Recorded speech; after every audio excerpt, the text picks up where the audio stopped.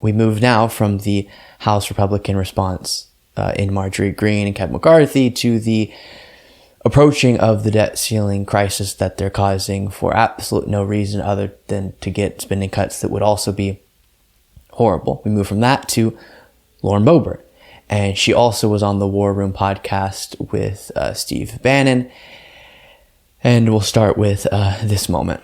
We have already done our part. If anything, I want to increase the ante. Let's throw in HR 2. Let's get some border security in with this debt ceiling increase. And so I don't want to make any deals that lessen what we brought to the table, because there was already more that we could have done. And so if anything, if they're going to keep playing this game, you've already made your accommodations. Yes, and if they're going to play this game and not want to negotiate, then we should just keep up in the ante. It would get really repetitive for those watching this show in full show form if I went through again the specifics of the point I'm about to make, but for our segment viewers, I must reiterate, the GOP has a worse history on fiscal responsibility. They don't actually care about the debt, the deficit when they're governing. They just care about it when they can use it to attack Democrats. Those are the facts. And so to use this talking point to justify what might be caused by their actions, and then to say, listen, we should get whatever we want. We shouldn't make any concessions. We should have done more. Let's up the ante. Let's ask for more things, is absurd. Because again, I say, as I did in the last segment, if that's the precedent you want to set, you would be so unhappy when the next time comes around. And Democrats, the example I used in the past segment, even though we don't have enough Democrats who support Medicare for all. But let's say the Democratic Party, next time the debt ceiling conversation comes around, said, we're not going to raise the debt ceiling unless Republicans pass Medicare for all. And we're going to let the economy implode if that doesn't happen.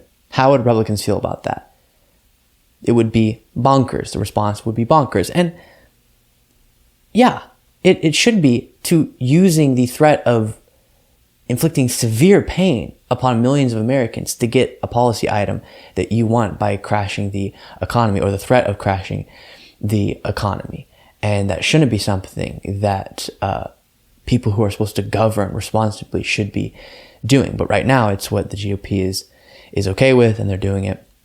And it's horrible. Next moment from Are they actually negotiating in good faith? Are you hearing real proposals coming forward? And why is McCarthy even listening to this? Because you've got a bill. Let them pass something, right? Right. I don't think that we should be negotiating anything other than our bill. We have done our job. We passed the bill. The Senate is the one that needs to come to the table and actually present something. What is there to negotiate? I haven't seen a plan. I've seen our plan. I haven't seen anything else. So, I wasn't a part of the meetings that took place with the folks that McCarthy sent over, and the speaker himself went there. But there were walkouts there, and they're saying this isn't in good faith. So I don't know what's being said in those rooms in totality, but it doesn't sound like something that's being done in good faith. And coming from this administration and from the Democrat Party, is there anything ever in good faith? She said the other side hasn't put forward a plan. There's no other plan on the other side.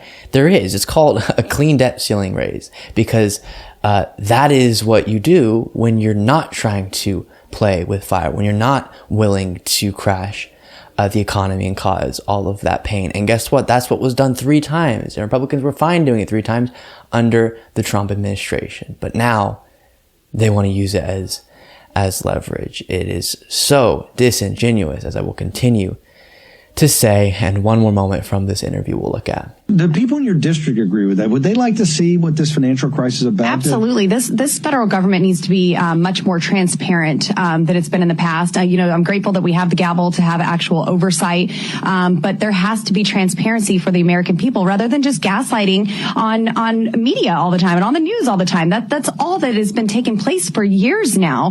The American people are kept in the dark about what's really going on. They get talking points fed to them by the DCCC and by Chuck Schumer and Nancy Pelosi and Hakeem Jeffries, and then the media help push that, and they're being completely gaslit. So let's produce the documents and show us real information. And if you can't, well, maybe you just made the whole thing up and we're not going to default on June 1st. Do people in your district agree with that? So there's her saying the same thing that we heard in the last segment with Marjorie. Maybe this is all just made up. Maybe this whole defaulting on our debt thing is just, it's a nothing burger.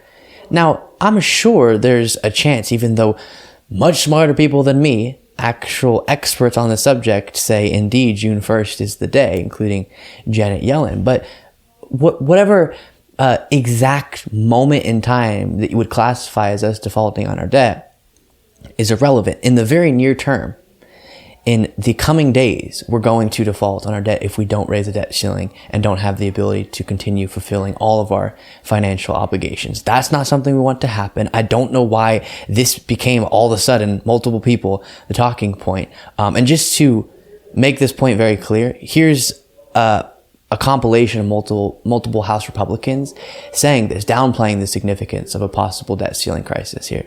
Absolutely not. There's not some trigger that all of a sudden happens at one moment in time. Everybody's relying on Janet Yellen to tell us this magical day. Show us the math. I no longer trust, like the Obi-Wan Kenobi of wrong answers on the economy, to be able to tell me when the default occurs. So then what do you think is going to happen when we don't have the funds to fulfill all of our financial obligations? You're the expert. What do you all think is going to happen? Is it good? Is it good when we're not able to pay back investors? Is it good when we're not able to pay the full extent of our bills? Is that good to you? What do you think is going to happen? It's not, obviously. Pretending a problem doesn't exist, pretending a possible disaster situation is just not one, is not how you lead. It's not how you govern. Really enraging.